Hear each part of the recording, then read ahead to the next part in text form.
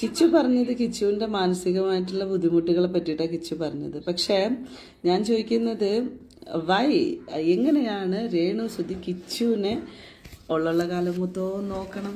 അല്ലെ എന്റെ മനുഷ്യരെ, നിങ്ങൾ എന്തൊക്കെയാണ് പറയുന്നത്? സുധിച്ചേട്ടൻ മരിച്ചു കിടന്നപ്പോൾ ഞാൻ 5 സ്റ്റാർ ഹോട്ടലിൽ പോയി കഴിച്ചെന്നോ? നിങ്ങൾക്ക് നാണമാകുന്നില്ല? നിങ്ങൾ എന്തൊക്കെയാ പറയുന്നത്? അവരിങ്ങോട്ട് പറയും വെറുതെ ഒരാൾക്ക് റീച്ച് ആകണമെങ്കിൽ ഒന്നും നോക്കണ്ട, കണ്ണടച്ച് രേണുസുതി എന്നുള്ളൊരു ഹാഷ്ടാഗ് ഇടുക, 2 തള്ളക്കി വിളിക്കുക. രേണുസുതി അങ്ങനെയാണ്. അത് ചുമ്മാ തള്ളക്കി വിളിച്ചാലൊന്നും നിങ്ങളുടെ വീഡിയോ റീച്ച് ആവത്തില്ല. കാര്യമുള്ള കാര്യത്തിന് തള്ളക്കി വിളിക്കുകയാണെന്നുണ്ടെങ്കിൽ കൃത്യമായിട്ട് വീഡിയോ റീച്ച് ആവും. വീഡിയോ റീച്ച് ആവാനുള്ള കാരണം എന്തോ, നമ്മൾ ചെയ്യുന്ന വീഡിയോയ്ക്കകത്ത് ശരിയുണ്ടെന്ന് ജനങ്ങൾക്ക് മനസ്സിലാവുമ്പോഴായിരിക്കും അതിന്റെ താഴെ പോസിറ്റീവ് കമന്റ് വരുന്നത്. നമ്മളിപ്പോൾ ഒരു ചാണാൻ എടുത്തു വെച്ചിട്ട് ഇത് റോസാപ്പൂ ആണ് എന്ന് പറഞ്ഞുകൊണ്ട് നമ്മളൊരു വീഡിയോ ചെയ്ത് കഴിഞ്ഞാൽ അതിനകത്ത് മൊത്തം തന്തയ്ക്ക് വിളി നമുക്കായിരിക്കുമല്ലോ. ദൈവം സഹായിച്ച് നമ്മൾ ചെയ്യുന്ന വീഡിയോയ്ക്കകത്ത് മൊത്തം രേണുസുതി എന്ന് പറയുന്ന അപരനാമത്തിൽ അറിയപ്പെടുന്ന രേഷ്മ പി തങ്കച്ചന്റെ പേരിലാണ് ഇത്രയധികം തെറിവിളികൾ വരുന്നത്. അപ്പൊ ഒന്നാമത്തെ കാര്യം എന്തുമായിരിക്കും? രേഷ്മ പി തങ്കച്ചൻ കാണിക്കുന്നതിനകത്ത് എന്തെങ്കിലും കുറ്റവും കുറവുകളും കൊള്ളരുതായ്മയും അന്തയില്ലായ്മയും ഉണ്ടെങ്കിൽ മാത്രമല്ലേ അവരെ മാത്രമേ കോൺസെൻട്രേറ്റ് ചെയ്ത് ആൾക്കാർ കമന്റ് ഇടത്തുള്ളൂ. അല്ലെന്നുണ്ടെങ്കിൽ നമുക്ക് മാത്രമല്ലേ കമന്റ് വരത്തുള്ളൂ. അതുകൊണ്ട് കാര്യമുള്ള കാര്യത്തിന് രേഷ്മ പി തങ്കച്ചന്റെ വീഡിയോ എടുത്തു വെച്ച് നിങ്ങൾ റിയാക്ട് ചെയ്യുകയാണെന്നുണ്ടെങ്കിൽ വ്യക്തമായിട്ട് അത് റീച്ച് എവിടെയാണ്, ആ റീച്ചിലേക്ക് തന്നെ എത്തും. അത് എത്തിയിരിക്കും എന്നുള്ള കാര്യത്തിൽ യാതൊരുവിധ ഡൗട്ടും ഇല്ല എന്നുള്ളത് കഴിഞ്ഞ കുറച്ച് 6-7 മാസമായിട്ട് രേണുവിന്റെ ലൈഫ് മുഖേന രേഷ്മ പി തങ്കച്ചനെ ലൈഫ് മുഖേന നിങ്ങൾക്ക് മുന്നിലേക്ക് കാണിച്ചു തരുന്ന കാര്യമാണ്. ഇടയ്ക്ക് പി തങ്കച്ചനെ കൂടെ കയറ്റി അത് കൊണ്ടുവന്നിട്ടുണ്ടായിരുന്നു. പുള്ളിക്ക് വരെ മേടിച്ചു കൊടുത്തിട്ടുണ്ട് ഈ പറയുന്ന തന്തയ്ക്ക് വിളിയും തള്ളക്ക് വിളിയും. ഇതുമായിട്ട് ബന്ധപ്പെട്ട് എല്ലാവർക്കും തന്തയ്ക്ക് വിളിയും തള്ളക്ക് വിളിയും കൊടുത്തിട്ടുള്ള ഏക വ്യക്തി ആരാന്ന് ചോദിച്ചാൽ രേണു തന്നെയാണ്. അപ്പൊ കഴിഞ്ഞ അങ്ങേ ദിവസം കിച്ചു വന്നിട്ട് കിച്ചുവിനുണ്ടായിട്ടുള്ള മാനസിക വിഷമങ്ങളെല്ലാം ഒരു ലൈഫ് സ്റ്റോറി ആയിട്ട് പറഞ്ഞിട്ടുണ്ടായിരുന്നു. അതിനകത്ത് എവിടെങ്കിലും സ്വന്തം അമ്മ എനിക്ക് പൈസ തന്നു നോക്കുന്നില്ല എന്ന് പറഞ്ഞിട്ടുണ്ടോ, അവൻ അതിന്റെ ആവശ്യമുണ്ടോ, അവന്റെ ഈ പറയുന്ന IFSC കൂടെ, അതായത് ബാങ്ക് അക്കൗണ്ട് തുടങ്ങിയ കാര്യങ്ങൾ സജീന എന്തു ആ ബീവി എടുത്തിട്ട് അവന് ക്ലാസ്സിന് പോകാനായിട്ട് പൈസ ഇല്ല, ഫ്ലവേഴ്സുകാർ ഇപ്പൊ പൈസ കൊടുക്കുന്നില്ല എന്ന് പറഞ്ഞ് അവൻ എടുത്തിട്ടേക്കുന്നത്, അവന്റെ ഒരു അനുവാദം ഇല്ലാതെ. അതൊക്കെ വെറും കൊള്ളരുതായ്മയല്ലേ കാണിക്കുന്നത്? ഇതേ സാധനം, അതായത് ഇവന് സാമ്പത്തികമായിട്ട് പൈസ ഇല്ല എന്നൊരു സാധനം ഒരു യൂട്യൂബർ എന്നെ വിളിച്ച് സംസാരിക്കുകയിടയുണ്ടായി. ഇവന് സാമ്പത്തികമായിട്ട് സഹായിക്കേണ്ടത് എങ്ങനെയാണ് എന്ന് ചോദിച്ചുകൊണ്ട് ഞാൻ പറഞ്ഞു അതിന്റെ ആവശ്യമില്ല. അവനൊരു യൂട്യൂബ് ചാനൽ നടത്തുന്നുണ്ട്, അവൻ ഓൾമോസ്റ്റ് 200+ സബ്സ്ക്രൈബേഴ്സ് ഉണ്ട്, അവൻ അതിനകത്തുനിന്ന് വരുമാനം കിട്ടുന്നുണ്ട്, അവൻ സ്വന്തമായിട്ട് ഇപ്പോൾ ഒരു കാർ മേടിച്ചിട്ടുണ്ട്. അതായത് അവന്റെ സ്വന്തം കാലിൽ നിൽക്കാൻ പാകത്തിൽ അവനായിട്ടുണ്ട്, അവനെ കൊണ്ട് ചെയ്യാൻ കഴിയുന്നുണ്ട്, അവൻ ചെയ്യുന്നുണ്ട്, അവൻ പ്രോപ്പറായിട്ട് കാര്യങ്ങളെല്ലാം നടത്തുന്നുണ്ട്. അവൻ ഈ പറയുന്ന മുമ്പ് കുറച്ചധികം കൊള്ളരുതാത്ത കൂട്ടവും കാര്യങ്ങളും ഫ്രണ്ട്സും സർക്കിളും ഈ പറയുന്ന ഡ്രഗ്സ് യൂസും കാര്യങ്ങളൊക്കെ ഉണ്ടായിരുന്നു. എന്നാൽ അതിൽ നിന്നൊക്കെ മാറി ഇപ്പൊ സ്വന്തം കാര്യം നോക്കി നിൽക്കുന്ന ഒരു വ്യക്തിയെ, അവന്റെ പോക്കറ്റിനകത്ത് പൈസയുണ്ട്, അതിൽ നിന്ന് പൈസ എടുത്തു കൊടുത്ത് അവന് സാമ്പത്തികമായിട്ട് ജീവിക്കാനും പഠിക്കാനും തുടങ്ങിയ കാര്യങ്ങൾ അവൻ ഒറ്റയ്ക്ക് പറ്റും. അപ്പൊ പിന്നെ ഈ കൊള്ളരുതായ്മ എടുത്ത് കാണിക്കേണ്ട ആവശ്യമുണ്ടോ? ഇതിലൂടെ ഇവന്റെ അക്കൗണ്ടൊക്കെ എടുത്ത് പുറത്ത് കാണിക്കുമ്പോഴത്തേക്കിന് അതിലൂടെ ഡിഫേം ചെയ്യുന്നത് അവനെ തന്നെയാണല്ലോ. ഈ കാണുന്ന കുറെ മണ്ട അടച്ച കുറെ രേണു അട്രാക്റ്റഡ് ആയിട്ടുള്ള ആൾക്കാരാണല്ലോ. അവരെല്ലാം എന്തുമായിരിക്കും വിചാരിക്കുന്നത്, ഓ ഇവൻ പൈസയ്ക്ക് വേണ്ടി കാണിച്ചു കൂട്ടിയ കാര്യങ്ങളാണെന്നുള്ള അതുപോലൊരു തെറ്റിദ്ധാരണ കിച്ചു എന്ന് പറഞ്ഞൊരു വ്യക്തിക്ക് മേടിച്ചു കൊടുക്കേണ്ട എന്തെങ്കിലും ഒരു ആവശ്യമുണ്ടോ? നമ്മൾ കാര്യത്തിൽ നിന്നും വഴുതി മാറുന്നില്ല. രേണു ഇത്രയധികം ദുഃഖിതയായിട്ട് പല കാര്യങ്ങളും സംസാരിക്കുമ്പോൾ എക്സ്ക്ലൂസീവിലും അല്ലാതെയും വന്നിരുന്ന് തച്ചിന് വീഡിയോസ് ഇടാനും ഐ ആം ഹാപ്പി എന്ന് പറയാനും ഡാൻസ് കളിക്കാനും ഒക്കെ രേണുവിന് സാധിക്കുന്നുണ്ട്. അതാണ് ഈ കാണുന്ന വ്യക്തികൾ ഭയങ്കര ഉന്മാദ ലഹരിയിലേക്ക് നമ്മളെ എത്തിക്കുന്ന ഒന്നാമത്തെ കാര്യം. അപ്പൊ ഇന്നലെ ചേച്ചി ഒരു വീഡിയോ രാത്രിയോടുകൂടി ഇട്ടിട്ടുണ്ടായിരുന്നു. എന്റെ പൊന്നുമക്കളെ നിങ്ങൾ എന്തൊക്കെയാണ് ഈ പറയുന്നത്? അതിനെ തുടർന്ന് വന്നിട്ട് ദിയാസന എന്ന അപരനാമത്തിൽ അറിയപ്പെടുന്ന എന്തോ സജനയോ അങ്ങനെ പറയുന്ന ഒരു പെണ്ണ് വന്നിട്ട് എന്തൊക്കെയാ പറയുന്നതെന്ന് എനിക്ക് മനസ്സിലാവുന്നില്ല. ഓരോ കുടുംബം തകർക്കാനായിട്ട് ഓരോരുത്തർ ഇരിക്കുന്നെന്ന് എനിക്കറിയത്തില്ല. നമുക്കൊന്ന് കണ്ടു നോക്കാം. അയ്യോ എന്റെ മനുഷ്യരെ, നിങ്ങൾ എന്തൊക്കെയാണ് പറയുന്നത്? സുധിച്ചേട്ടൻ മരിച്ചു കിടന്നപ്പോൾ ഞാൻ 5 സ്റ്റാർ ഹോട്ടലിൽ പോയി കഴിച്ചെന്നോ? നിങ്ങൾക്ക് നാണമാകുന്നില്ല? നിങ്ങൾ എന്തൊക്കെയാ പറയുന്നത്? അയ്യോ രേണുസുതി കഴിച്ചെന്നല്ലല്ലോ പറയുന്നത്. ആ ബോഡി എടുക്കാൻ വേണ്ടിയിട്ട് പോയ ആൾക്കാർ കയറി കഴിച്ചു എന്നാണ് പറയുന്നത്. അങ്ങനെ ഒരു സംഭവം നടന്നിട്ടുള്ളപ്പോൾ രേണു അത് ചോദ്യം ചെയ്യണമായിരുന്നു. അങ്ങനെ പോയി കഴിക്കാനായിട്ടൊരു മാനസികാവസ്ഥ അവർക്ക് ഉണ്ടായിട്ടുണ്ടെങ്കിൽ ആ വീട്ടിൽ നിന്നും അതുപോലൊരു ഒരു അറ്റ്മോസ്ഫിയറിൽ നിന്നും പോയതുകൊണ്ടായിരിക്കുമല്ലോ ആ ഒരു സമയത്ത് അവർക്ക് അങ്ങനെ കയറി കഴിക്കാനായിട്ട് തോന്നിയിട്ടുള്ള ഒന്നാമത്തെ ഒരു കാര്യം. അത്രേ ഉള്ളൂ. അതാണ് നമ്മളെ പോലെ കുറച്ച് വ്യക്തികൾ എടുത്ത് ചോദ്യം ചെയ്തത്. ചേട്ടൻ മരിച്ചു കിടന്ന അതിൻ്റെ ആ അടക്കുന്നതിൻ്റെ അന്ന് വൈകിട്ട് പോലും ഞാൻ കിച്ചു എന്തോ എനിക്ക് ഫുഡ് തന്നപ്പോഴാണ് ഞാൻ ഇച്ചിരി വെള്ളം ഇറക്കുന്നത് കഴിക്കുന്നത്. ഒരു പൊറോട്ട എന്താ മേടിച്ചു തന്നപ്പോൾ മനസ്സിലായോ? അന്നത്തെ ദിവസം ആ അറിഞ്ഞപ്പോൾ തൊട്ട് ഞാൻ പച്ച വെള്ളം ഞാൻ കുടിച്ചിട്ടില്ല, കാപ്പി പോലും കുടിച്ചിട്ടില്ല. ഞാൻ അതിന് സൂചിച്ചാൻ്റെ ഡെഡ് ബോഡി കൊണ്ടുവരാൻ പോയിട്ടില്ലല്ലോ. ഫ്ലവേഴ്സിലും 24-ലും ഒന്നും ഞാൻ പോയിട്ടില്ല.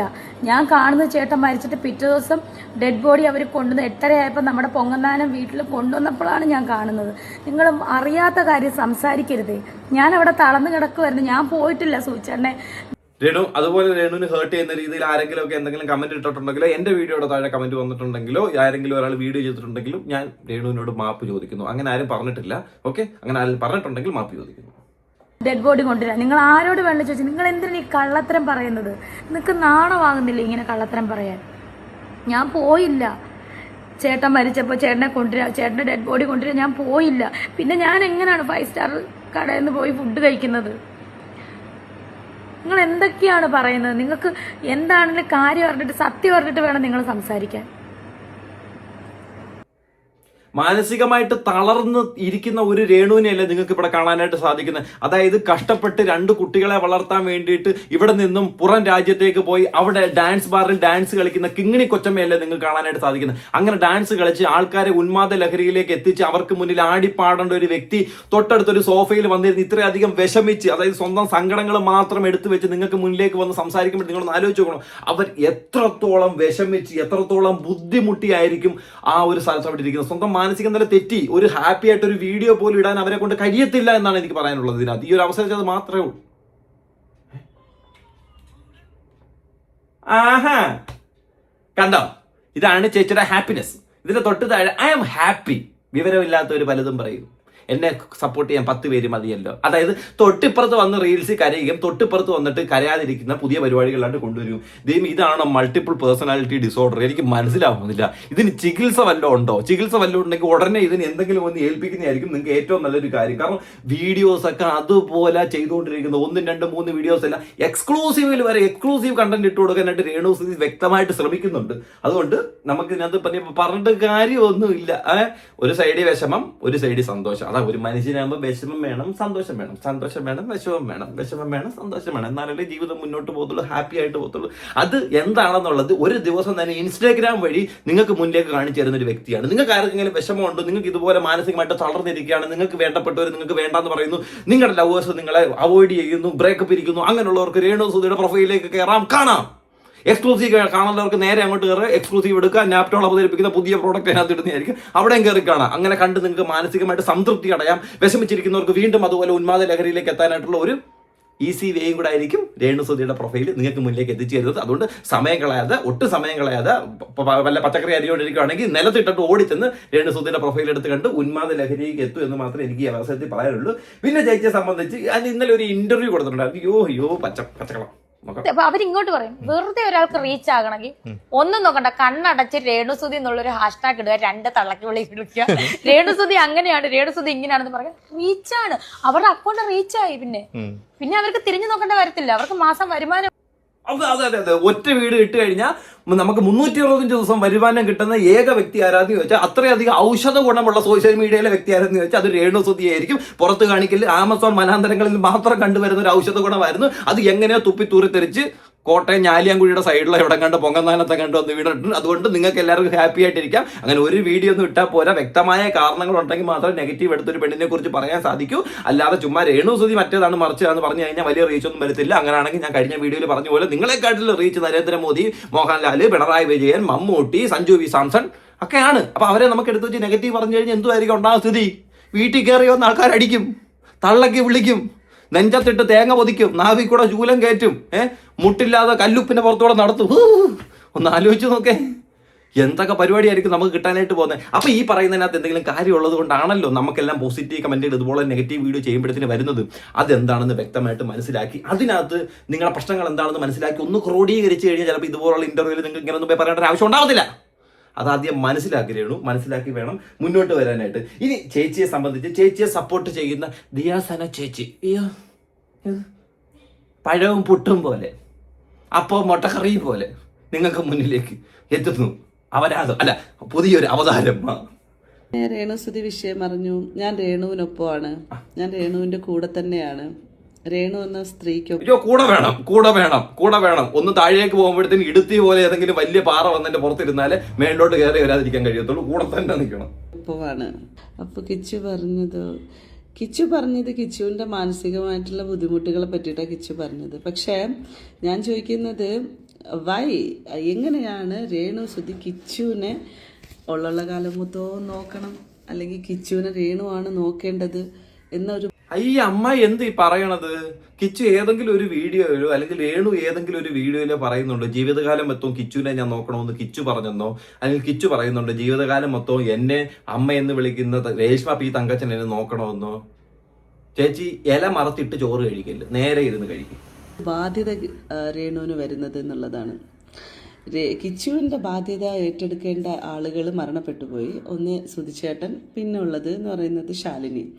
അവർ രണ്ടുപേരും ബാധ്യത ഏറ്റെടുക്കേണ്ട ആള് വിറ്റുപോയിട്ടുണ്ടെങ്കിൽ ഒരു കാര്യം മനസ്സിലാക്കണം, സുധിച്ചേട്ടൻ ഒരു ഇൻഷുറൻസ് തുക വരുന്നുണ്ട്, അതിന്റെ ബാധ്യത എങ്ങനെ ഏറ്റെടുക്കുമെന്നും കൂടെ ചേച്ചി ഒന്ന് പറഞ്ഞു കഴിഞ്ഞാലേ, ദിയാസന നീ ഒന്ന് പറഞ്ഞു കഴിഞ്ഞാലേ കാണുന്നവർക്ക് അതൊന്നും മനസ്സിലായിരുന്നു. ബാധ്യത ആർക്കും ഏറ്റെടുക്കണ്ട, പക്ഷെ കിട്ടുന്ന പൈസയുടെ ബാധ്യത എല്ലാവർക്കും ഏറ്റെടുക്കേണ്ടിയായിട്ട് വരുമല്ലോ. അപ്പൊ ക്രോഡീകരിച്ച് എല്ലാവരും കൂടെ വരുമല്ലോ, അത്രേ ഉള്ളൂ. മരിച്ചുപോയി. അത് കഴിഞ്ഞിട്ട് ഈ പറഞ്ഞ പോലെ സുധിച്ചേട്ടൻ്റെ ഭാര്യയായിട്ട് വന്ന ആളാണ് രേണു. അവള് ആ കുട്ടീനെ നല്ല രീതിയിൽ തന്നെയാണ് നോക്കിയതെന്നാണ് ഞാൻ മനസ്സിലാക്കുന്നത്. പിന്നെ കൂടുതൽ വിവരങ്ങളും കാര്യങ്ങളൊക്കെ രേണു തന്നെ പറയുമെന്ന് തോന്നുന്നു. കാരണം ഒരുപാട് രേണുവിന് പറയാനുണ്ട്. ശരിക്കും പറഞ്ഞു കഴിഞ്ഞാൽ രേണുവിന് ഒരുപാട് പറയാനുണ്ട്. രേണു അതൊന്നും പറയാതെ ഇങ്ങനെ ഇരിക്കുക. വെച്ച അടുത്ത മാർച്ചിൽ നമുക്കൊരു ബുക്കായിട്ട് പ്രകാശനം ചെയ്യാം. വലിയ റീച്ച് ഉണ്ടാവുന്നു. കാണും എക്സ്ക്ലൂസീവ് ഇത്ര ആളുണ്ട്. ബുക്ക് എഴുതി കഴിഞ്ഞാൽ ആൾക്കാരില്ലായിരിക്കും റിയാക്ഷൻ വീഡിയോ ചെയ്യുന്നൊരു ബുക്ക് പൈസ കൊടുത്ത് മേടിച്ച് പേജ് മറിച്ചിരുന്ന് റിയാക്ഷൻ വീഡിയോ ചെയ്ത് കളയും.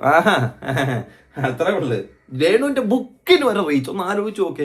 മിക്കവാറും ഒരു സമയത്തോടു കൂടി രേണു സുധി മ്യൂസിയം തുടങ്ങണം. അതായത് തിരുവനന്തപുരം സൂവിനെക്കാട്ടിലും അല്ലെങ്കിൽ മ്യൂസിയത്തിനെക്കാട്ടിലും വലിയൊരു ഇമ്പാക്റ്റും ജനത്തിരക്കുമായിരിക്കും ചിലപ്പോൾ കോട്ടയത്ത് ഉണ്ടാവാനായിട്ട് സാധിക്കുന്നത്. കോട്ടയത്ത് ആരാണ് ജയിക്കാൻ പോകുന്നതെന്ന് വെച്ചാൽ അവർ നോക്കുക, രേണു സുധി മ്യൂസിയം ഇറക്കുക.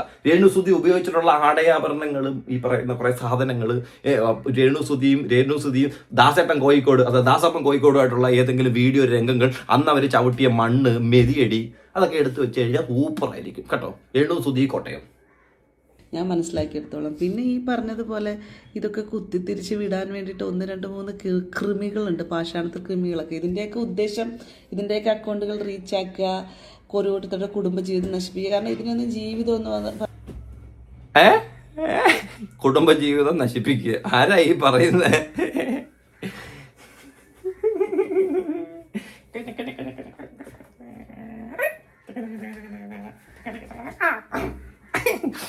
കുടുംബജീവിതം നശിപ്പിക്കുക.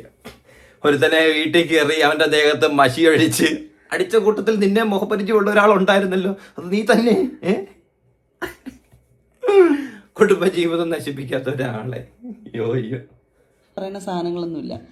സ്വാഭാവികമായിട്ട് ഇങ്ങനെ പബ്ലിക്കിലൊക്കെ ഇങ്ങനെ എക്സ്പോഷറായിട്ടൊക്കെ നിൽക്കുന്ന മനുഷ്യർ എന്ത് കാരണം കൊണ്ടോ, പോസിറ്റീവോ നെഗറ്റീവോ, അത്തരം മനുഷ്യരെ വന്ന് ചൊറിയുക, മാന്തുക, അതിനകത്തൂടെ കിട്ടുന്ന എക്സ്പോഷർ വാങ്ങുക, എന്നിട്ട് നീതി വാങ്ങിച്ചു കൊടുത്തു എന്ന് പറയുക. അപ്പോൾ അതുകൊണ്ട് തന്നെ നീതി മേടിച്ചു കൊടുക്കാൻ നമ്മളാരും കോടതിയൊന്നുമല്ല. നമ്മൾ ക്രിട്ടിസൈസ് ചെയ്യുന്നു. സോഷ്യൽ മീഡിയയിൽ ഇവർ തന്നെ എടുത്തിടുന്ന കാര്യങ്ങൾ നമ്മൾ ക്രിട്ടിസൈസ് ചെയ്യുന്നു. അതിനകത്തുള്ള ശരി ഏത് തെറ്റേതെന്ന് നമ്മുടേതായ വ്യൂ പോയിന്റിൽ, അതായത് നമ്മുടെ ഭാഗം ശരിയാണെന്നല്ല, നമ്മുടേതായ വ്യൂ പോയിന്റിൽ നമ്മളത് എടുത്തു വെച്ച് സംസാരിക്കുന്നു. അല്ലാതെ ആർക്കും നമ്മുടെ മറ്റേ ഡിവോഴ്സ് മേടിച്ചു കൊടുത്തിട്ട് പേപ്പർ സൈൻ ചെയ്ത് കൊടുക്കുമല്ല. Please understand what we are doing. Okay, ഞാൻ എപ്പോഴും മനസ്സിലാക്കുന്നതെന്ന് വെച്ച് കഴിഞ്ഞാൽ, ഇപ്പോൾ കിച്ചുവിൻ്റെ വീഡിയോയിൽ കിച്ചുവിൻ്റെ ട്രോമ കിച്ചു പറയുന്ന സമയത്ത് കിച്ചു ക്ലാരിഫിക്കേഷൻ ഇല്ലാതെ പല കാര്യങ്ങൾ പറയുന്നുണ്ട്. ഇപ്പോൾ തന്നെ രേണു എന്ന് പറഞ്ഞു ആ വണ്ടിക്കകത്ത് രേണു ഉണ്ടായിരുന്നില്ല എന്നുള്ളത്. എല്ലാവരും പറഞ്ഞത് അച്ഛൻ്റെ മരണം എല്ലാവരും കൂടെ പോകുന്ന സമയത്ത് 5 സ്റ്റാർ ഹോട്ടലിൽ കയറി ഭക്ഷണം കഴിക്കുക എന്നാണ് പറഞ്ഞത്. 5 സ്റ്റാർ ഹോട്ടലിൽ കയറി ഭക്ഷണം കഴിക്കുക എന്ന് പറഞ്ഞപ്പോൾ എല്ലാവരും വിചാരിച്ചത് രേണു സുധിയാണ് എന്നാണ്. രേണു സുധി അവിടെ ഉണ്ടായിരുന്നില്ല. അപ്പോൾ കിച്ചു സംസാരിക്കുമ്പോൾ അത് രേണുവിൻ്റെ ഫാമിലി ആണെങ്കിൽ അത് അങ്ങനെ പറയുക, അത് പ്രശ്നമില്ല. പറയുമ്പോഴത്തേക്ക് ചിലപ്പോൾ മാനസികമായിട്ട് തളർന്നിരിക്കുന്നവര് ആരൊക്കെ വന്നു, ഏത് സീറ്റിലായിരുന്നത്, ഇടത് സൈഡിലാണോ വലത് സൈഡിലായിരുന്നോ, ആരാണ് വണ്ടി ഓടിച്ചത്, എവിടെയൊക്കെ നിർത്തി, എവിടെയാ ബ്രേക്ക് പിടിച്ചത് എന്നെല്ലാം വ്യക്തമായിട്ട് ക്ലാരിറ്റിയോടുകൂടി നിങ്ങൾക്ക് മുന്നിലേക്ക് അവതരിപ്പിക്കാൻ പറ്റിയൊരു സമയമാണല്ലോ. എന്തായാലും ആ ഒരു ഇമോഷൻസ് ഒക്കെ മനസ്സിലാവും. പക്ഷെ അത് രേണുവിനെ ആക്കി ഇട്ട് കൊടുക്കുന്ന സാഹചര്യമൊക്കെ അതിനകത്ത് വന്നിട്ടുണ്ട്. പിന്നെ അതുപോലെ തന്നെ എപ്പോഴും ഒരു ഹസ്ബൻഡ് മരിച്ച ഒരു സ്ത്രീ വിഷമിച്ച് കരഞ്ഞ് നിലവിളിച്ചിരിക്കണം, ഇതൊക്കെ ആരാണ് നിശ്ചയിക്കുന്നത്? സതീദേവി സമ്പ്രദായമൊന്നും ഇല്ല. ഇപ്പം മറ്റേ ചിതയിൽ ചാടി ചാവണ പരിപാടിയൊന്നും ഇല്ല. അയ്യോ, അതിപ്പോ നീ പറഞ്ഞപ്പോഴല്ലേ നമുക്ക് മനസ്സിലായി ചിത ചാടി ചാവുന്ന പരിപാടിയൊന്നും ഇല്ല എന്നുള്ളത്. ഇവിടെ വിഷമിച്ചിരിക്കണമെന്നോ സങ്കടപ്പെട്ടിരിക്കണമെന്നോ ആരും പറയുന്നില്ല. അവരവരുടേതായ ജീവിതം നോക്കി പോകുന്നതിന് നമുക്ക് ഒരു കാര്യവും ഇല്ല. പക്ഷെ ഒരു സൈഡിൽ കൂടെ മറ്റേ പണി, മറ്റേ സൈഡിൽ കൂടെ വേറൊരു പണി, അതായത് പറയുന്ന കാര്യങ്ങളല്ല പ്രവർത്തിക്കുന്നത്, എല്ലാം മറ്റേതിന് വേണ്ടി എന്ന് പറയുന്നതും, സുധിച്ചേട്ടന്റെ പേര് വീണ്ടും വലിച്ചെടുത്ത് ജനങ്ങൾക്കിടയിലേക്ക് കൊണ്ടുവന്ന് ഒരു നെഗറ്റീവ് ക്രിയേറ്റ് ചെയ്യാൻ ശ്രമിക്കുന്നു. സ്വന്തം റീച്ചിന് വേണ്ടിയിട്ട് കൊല്ലം സുധി എന്ന് പറഞ്ഞ പേര് യൂസ് ചെയ്തിട്ട് പറയുന്നൊരു ഡയലോഗ് ഉണ്ടല്ലോ, ഞാൻ എല്ലാ വീഡിയോയിലും പറയുന്നുണ്ട്, എല്ലാം സുധിച്ചേട്ടന് വേണ്ടി എന്ന് പറയുന്ന കാര്യങ്ങളൊക്കെ അതൊരു നെഗറ്റീവ് ഇമ്പാക്റ്റ് ആയിരിക്കും ക്രിയേറ്റ് ചെയ്യുന്നത്. ഇങ്ങനെയൊന്നും കാണിക്കാതെ വ്യക്തമായിട്ട് ആ ചാനലിലൊക്കെ അഭിനയിച്ച് എക്സ്ക്ലൂസീവ് ഒക്കെ ഇട്ട് ജനങ്ങളെ സംതൃപ്തിപ്പെടുത്തി സമാധാനപ്പെടുത്തി ഒക്കെ പോയി കഴിഞ്ഞാൽ എടാ റിക്കവർ ചെയ്ത് വരണം, ആളിൻ്റെതായിട്ടുള്ള മൂവിങ് ഉണ്ടാവണം. അത് സുധിയുടെ പേരിലാണെങ്കിൽ സുധി നിങ്ങൾ അക്സെപ്റ്റ് ചെയ്ത ആളാണ് യഥാർത്ഥത്തിൽ. ഈ സുധി എന്ന് പറയുന്ന ഒരാൾ ഈ പൊതുസമൂഹം അക്സെപ്റ്റ് ചെയ്ത ഒരാളാണോ? അങ്ങനെയൊന്നും അല്ല. ആൾ മരണപ്പെട്ടതിന് ശേഷമാണ് ആളിന് പോലും എക്സ്പോഷർ കിട്ടിയിട്ടുള്ളത്. സുധിച്ചേട്ടൻ്റെ ക്യാരക്ടറിനെ പറ്റിയിട്ട് കൃത്യമായ ധാരണകളൊക്കെ നമുക്ക് ഓരോരുത്തർക്കൊക്കെ ഉണ്ട്. എനിക്ക് വർഷങ്ങൾക്ക് മുമ്പേ അറിയുന്ന ആളാണ്, അതുകൊണ്ടാണ് ഞാനത് പറയുന്നത്. അപ്പോൾ ഈ വർഷങ്ങൾക്ക് മുമ്പേ അറിയാവുന്ന ആളാണ്. അസമത്തിൽ വന്നിട്ടുണ്ട്, ഡാൻസ് കളിച്ചിട്ടുണ്ട്, ചായ കുടിച്ചിട്ടുണ്ട്, കാപ്പി ഇട്ടിട്ടുണ്ട്. അത്രേ ഉള്ളു. നോക്കണ്ട, വായുമാണോ ഇല്ലാത്തൊരു പലതും പറയും. അതുകൊണ്ട് നമുക്കിതിനകത്ത് വലുതായിട്ട് സംസാരിക്കാനൊന്നുമില്ല. എന്തായാലും രേണുസുധിക്ക് വിഷമമാണെന്ന് രേണുസുധിയുടെ പല റീലിലൂടെ രേണുസുധി കാണിക്കുന്നുണ്ട്. രേണുസുധിക്ക് സന്തോഷമാണെന്ന് അതേസമയം തന്നെ രേണുസുധി പല റീലിലൂടെ കാണിക്കുന്നുണ്ട്. ഇതൊക്കെ കാണുന്ന നിങ്ങൾക്ക് ഇത് കാണുമ്പോൾ സങ്കടമാണോ സന്തോഷമാണോ വരുന്നത് നിങ്ങൾ തന്നെ കണ്ണാടി നോക്കിയെന്ന് പറയുക. അതുകൊണ്ട് അപ്പം Renusudhi, this is siding of Bichu.